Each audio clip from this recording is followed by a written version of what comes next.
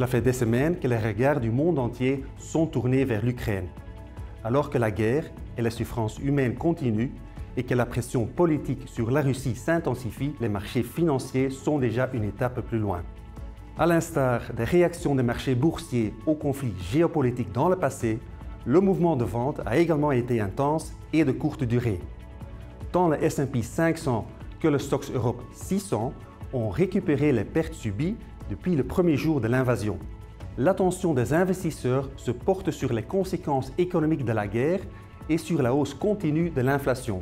Le spectre de la stagflation est de retour, mais tant que les livraisons d'énergie de la Russie vers l'Europe ne sont pas interrompues, nous n'anticipons pas un tel scénario.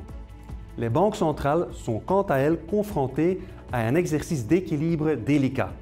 Elles vont mener une politique monétaire plus restrictive pour lutter contre l'inflation élevée, tout en essayant de ne pas étouffer la croissance économique. Pendant ce temps, les taux d'intérêt réels sont devenus très négatifs, ce qui entraîne une perte de pouvoir d'achat importante pour les consommateurs.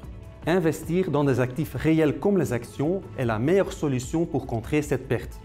Cette classe d'actifs est également soutenue par des perspectives de croissance économique encore bonnes et par la croissance bénéficiaire convenable attendue par les analystes. Les entreprises pourraient toutefois réviser leurs prévisions à la baisse dans les semaines à venir.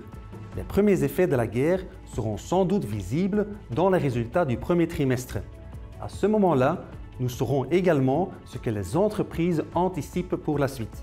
Nous pensons que l'incertitude géopolitique persistera pendant une période prolongée avec une volatilité accrue sur les marchés boursiers.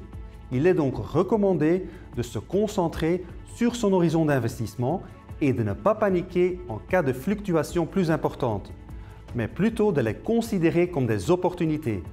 Notre préférence va vers des thèmes à long terme tels que la cybersécurité, les soins de santé et la transition énergétique. Je vous remercie de votre attention et je vous dis à bientôt.